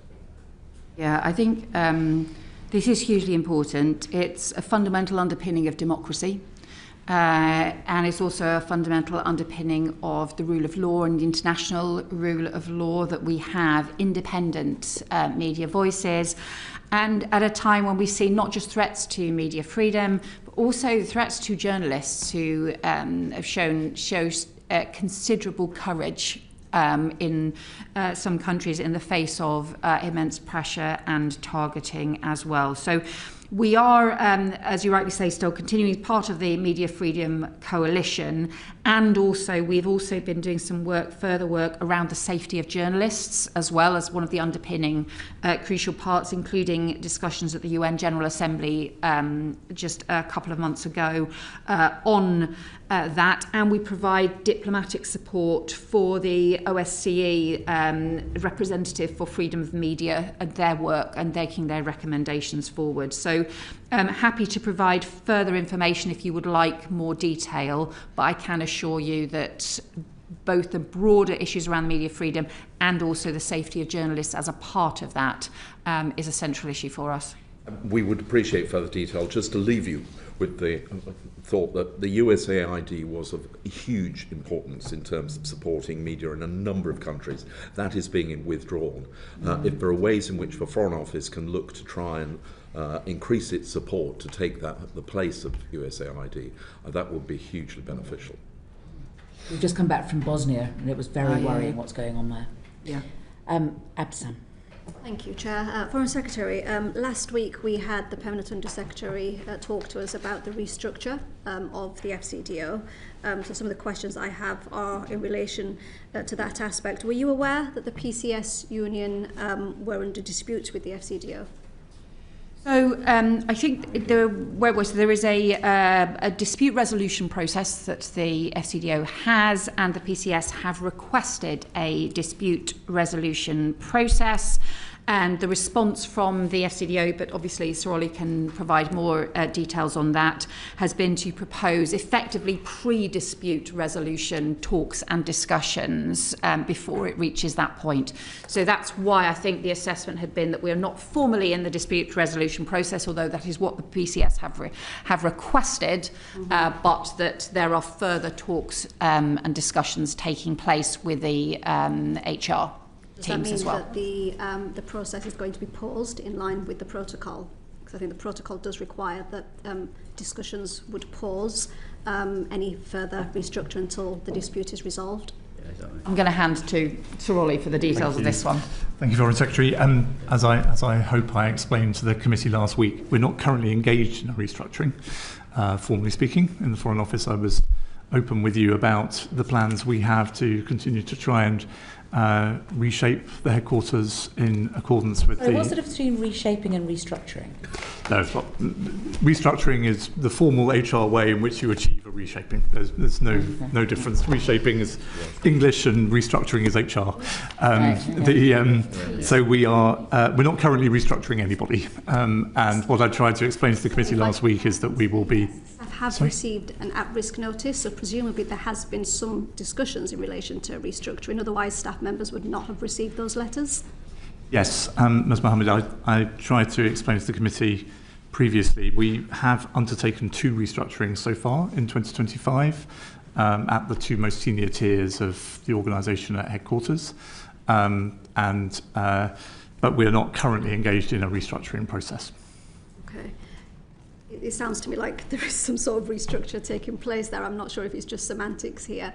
Is there a strategic overview in terms of deciding where staff are going to go? I'm not sure if this is for the Foreign Secretary. Are you looking at things on the whole rather than deciding bit by bit that certain staff members will lose their jobs without doing a full review? So the starting point from this is that over the last 10 years, there had been a very substantial increase in the workforce compared to the combined workforce of the 2 departments, the Foreign Office and DFID, 10 years ago. And with the combined department now, the staffing increase, I think, is something like 25% increase in overall staff, and within which that is a 40% increase in staff in the UK. So that obviously is a very big change in the course of 10 years to have such a focus on UK staff. Alongside that, we have, I think, to recognise the very significant changing world around us and the way in which the Foreign Office needs to respond with agility and be able to pick up more thematic changes, be able to deal with not just area by area of the world, but also look more thematically at some of the things that the government needs to be able to achieve abroad. So the fact that we now have some of the things that David had established was sort of a thematic approach around security, around economic prosperity, around migration, which is an area that I have also expanded, around climate, around development, and around effectively not just Europe but international structures as well. And that we needed to be able to move and have a restructuring that reflected those priorities. So yes, there is a sense of what the overall priorities should be as part of this discussion, but in terms of then the detailed staffing decisions, those have to be taken through the civil service about how best to make sure that those staffing decisions are then made and how that can be done in the most positive way to ensure that we also have the scale of training, the diplomatic training and skills that we have for the future as well. And what kind of timescales are you looking at to complete? If I may, Foreign Secretary, we need to make sure that we have got a structure in place for the beginning of the new financial year. That doesn't mean, of course, that all the consequences of that structure will have been worked through by that point. But given our hearing on the annual report last week, we're trying to make sure that the overall allocations, budgets and workforce plans are in place for the beginning of the new financial year. So what will happen? So by April, presumably you'll have made the decisions about the numbers of staff, jobs, potentially that may have to go. Yes. At that point. Okay, do you not think that that's too soon? Can I just ask us about this reshaping? What you've told us so far is that there's a top layer which is being shrunk, and then that top layer is being asked to put forward plans for reducing their staff below them between 15 and 25%. And that does seem to me to look more like cutting a bit of salami than it is about looking at how the FCDO's reshaping reflects the priorities of the Foreign Secretary. Well, what we're trying to do is make sure that, if we end up recommending back to the Foreign Secretary a completely blanket staff cut across every directorate, I think we will have failed. As the Foreign Secretary was saying, we're trying to take account of the thematic priorities she and the government have set the department, think about where the world has changed around us, and what I suspect we will end up with is some quite differentiated results across those different parts of the headquarters function. Okay. And there are three areas, for example, that I've sort of been increasing the focus, just as a for example, which is increasing the staffing around migration, because we need to do much more around the prevention work, around returns, around upstream, and also around being able to expand some of the principles that underpinned the agreement with France. We will only actually be able to tackle some of those issues if we work with other countries. Also around Sudan, we've been increasing the number of people working on Sudan because that is incredibly important. And I'm also increasing the emphasis around some of the violence against women and girls and some of the work on women and girls more widely. Of course, so this involves actually being able to try and respond to our priorities and be able to reflect that and to move staff appropriately to be able to do that. Okay. It feels like an incredibly rushed process to do all of this in 4 months. What steps will you take to ensure that you involve the union within this very tight timescale? May I answer that, Foreign Secretary? We are meeting with the departmental trade unions extremely frequently and regularly. So my HR team met with the trade union side twice last week, an hour each time. We are trying to bring them with us as far as we possibly can and genuinely value the engagement and ideas that they're bringing to those discussions. So the commitment, as I made to you last week and I want to make in front of the Foreign Secretary, is that we will engage strongly and continue to engage strongly with the trade union side, listen to their concerns. We have absolutely no desire for our colleagues to feel anything other than supported and properly dealt with through this process. Thank you. Foreign Secretary, last week we also discussed the fact that the FCDO has the highest rate of bullying, discrimination and harassment, almost double the civil service average. Why is there such a toxic culture at the FCDO? So I am concerned about that survey. Clearly it is something that that needs to be addressed. Maybe again if I could turn to Sir Ollie in terms of responding. Yeah. Well, it's as I said to the committee, I mean, any rate above zero is not something that we're ever going to be happy with.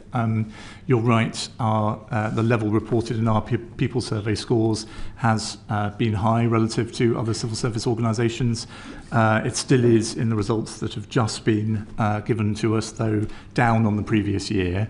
And so the most important thing I think we can do, and we're doing at pace now, is to try and, because we get information at quite a granular level about teams at headquarters, about posts overseas, is work out those areas where we seem to be improving and improving fast and make sure we're learning the lessons from that and promulgating them across the organisation. Plus, of course, taking a very close interest in those areas where bullying, harassment scores appear to be stubborn, and making sure that we're discussing why that might be with the either heads of mission or senior officers at home who are responsible for those parts of the department. And that follows on from the comments of Nick last week, where he said we're a little bit stuck on the issue of bullying. Foreign Secretary, is that really an acceptable position? No, clearly it's not, and we need to make sure that progress is made. I think it's having served in very many different government departments, and I'm not going to even count how many now in different times through the years. There is, I find the Foreign Office is distinctive because it has so many people overseas and so many different, therefore, parallel structures in terms of HR management overseas.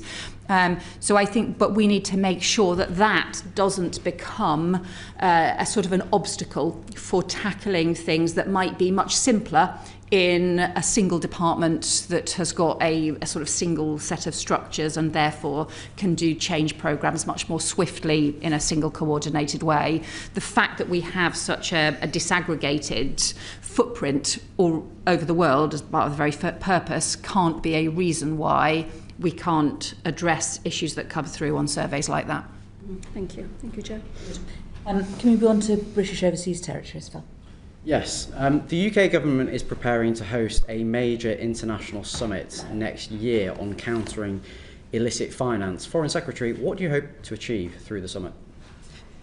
Thank you. Yes, well, as you can see, we've set out a new strategy on tackling illicit finance, which is a cross-government strategy as well, and I think highlights the issues that we have been raising, that certainly that my predecessor, that David Lammy had been raising as well, about tackling issues around illicit finance. One of the key things as part of that has to be the work done in terms of the overseas territories, but actually that is only a part of it, because there's also the further work that we can do using our expertise, whether that be around issues around sanctions, whether that be things around the Treasury, whether that be around just having stronger overseas and international and domestic leadership on tackling some of the criminal aspects and going after the money. So just as a for example, the work the Home Office has been doing with Italy on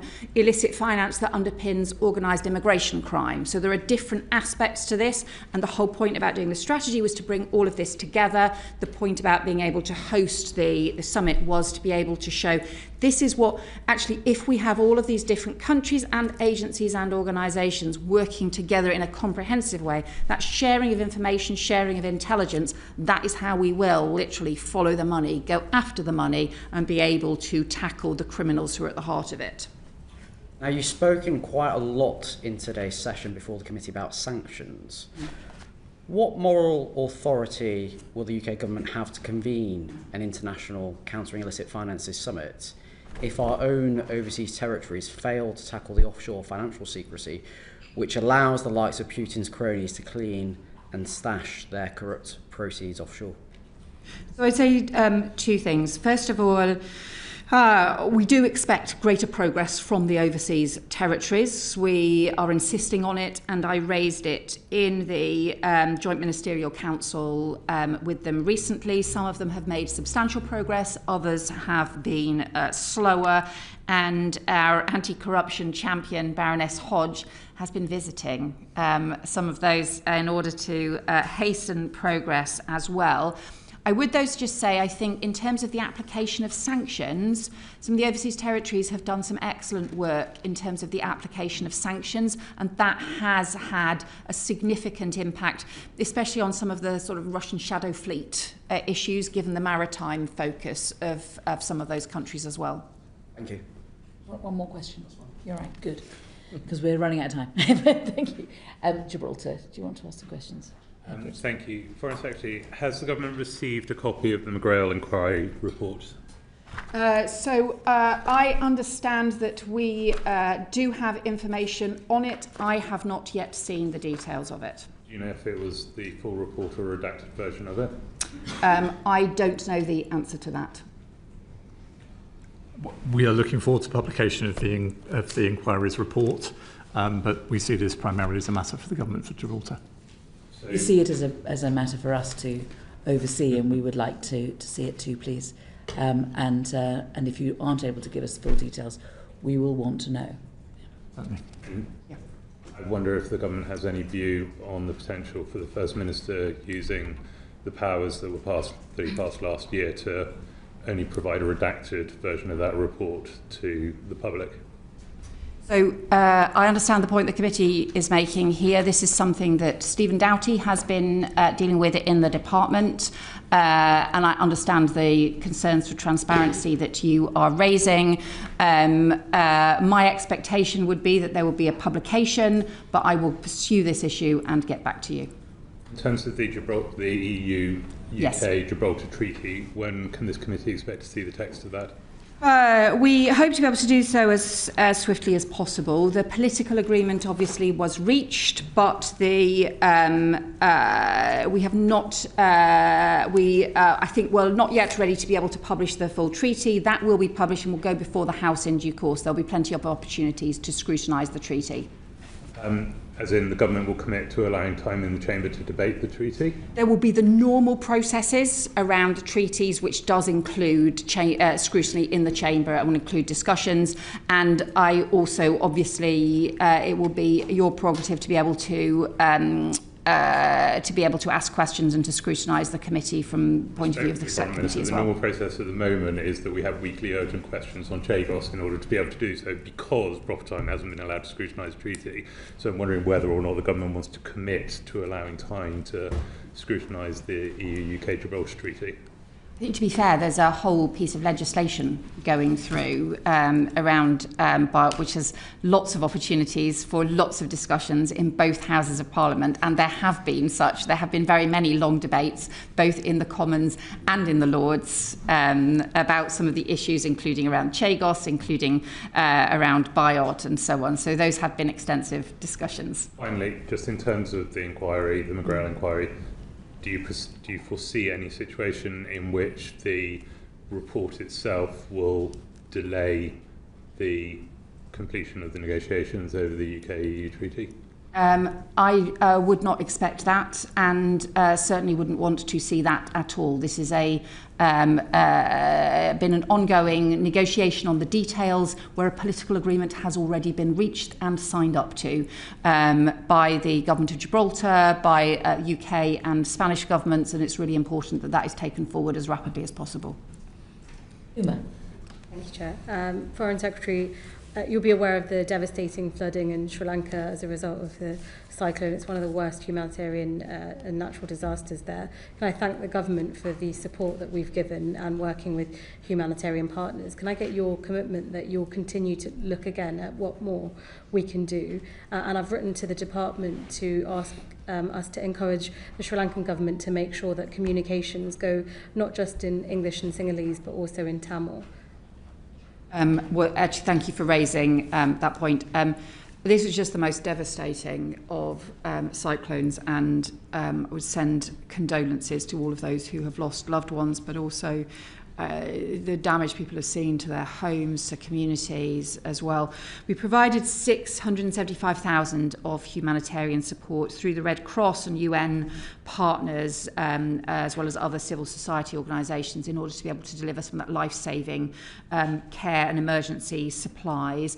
We're also continue to be in close contact with the Sri Lankan authorities on this, and I will also ensure that Seema Malhotra, Minister who covers this, will also pursue the issue around the language access as well for information. Thank you. Turning to another matter in Sri Lanka, Foreign Secretary, when your predecessor appeared before the committee in November 24 and again in July 25, I asked him about justice for the Tamil community. An investigation by the Office of High Commissioner for Human Rights at the UN found that there were reasonable grounds to believe that Sri Lankan forces committed war crimes and crimes against humanity, including torture, sexual violence and forced disappearances. The list goes on, and this is against the civilian population. It's been 15 years since the war's end, and there's not been a special court or any criminal investigations into those war crimes, crimes against humanity or genocide. the victims, their families, the survivors, no one's been listened to. Given that the Sri Lankan state has failed to prosecute the perpetrators of war crimes, they won't ratify the Rome Statute of the ICC, and there's a lack of political will. Will the UK continue to push the Sri Lankan government to make sure that there is justice and accountability for Tamils? Yeah. So obviously, as you say, this is a deep, long-standing and troubling issue. We do continue to encourage the Sri Lankan government to recognise the legitimate concerns around the need for truth and reconciliation here, and to properly recognise and address some of those long-standing serious problems and grievances as well. So we will continue to raise this. We have also pressed the Sri Lankan government to take transformation action and sustained action in terms of improving human rights, and I think, as you'll probably know, that we had sanctions, I think, 4 individuals back in March, I think, of this year as well on those grounds. So we see this as an issue moving forward as well. I welcome that, and if you're looking at further sanctions as a package, please do consider some of the other individuals that have been put forward too. So there's one last question, and that's this. Your predecessor agreed that Lord Mandelson, as a political appointment to the role of UK ambassador to the US, would appear before the committee to face questions on the suitability of of the role. And in the 7 months that he was in post, although we did ask many times, that session never took place. So will you commit to the committee that we will be given the opportunity to question politically appointed ambassadors from now on? So I think you would probably understand is for us to do hearings and so on while there is a political process or while there is an appointment process underway would, I think, obviously be very difficult. Yeah, but we do want ambassadors, including political appointment ambassadors, to be able to give evidence to the committee where it is appropriate to do so. So I can say that yes, we will facilitate that. Not quite the question. You see, there's a difference between an ambassador who's appointed, who's employed by the Foreign Office, and someone who the government decides, as a matter of politics, should take the place of an ambassador, should go as an ambassador. Now, I know that there's an argument that even though they're a political appointment, they're not there in their own right. It's not like an Ofsted person who can go off and do their own thing. But it does beg the question, why have a political appointment for an ambassador if they're not going to be using a bit of discretion?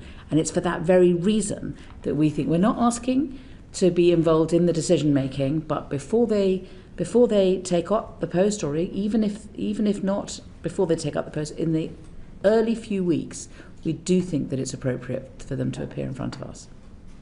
So I think the anything which is about probably taking evidence of them before they take up post when there is somebody else in post, for example, I think that is quite challenging in terms of the roles that we need people to play. And also the ambassadors do need to be the representatives of the whole British government, and they are not, ultimately I and other ministers are accountable to you and accountable to Parliament for the decisions that we take and for the way that we operate, as opposed to individuals who, whatever the process for them to be appointed, ultimately they're once appointed, they play the role as the voice of the British government as a whole abroad. I do think, though, that you should be able to also ask questions of those who do these jobs abroad, just as you would, and any other committee would ask questions of civil servants. I recognise the point that you are making about the added issues around political appointments, so I do recognise that and would take that into account, but I would see this as the Foreign Office hopefully facilitating you being able to ask questions of ambassadors and high commissioners in different roles around the world. We do think that there's a precedent, and we believe that we're losing it. So Ed Llewellyn came in front of the committee, Baroness Scotland came in front of the committee, and Lord Mandelson didn't.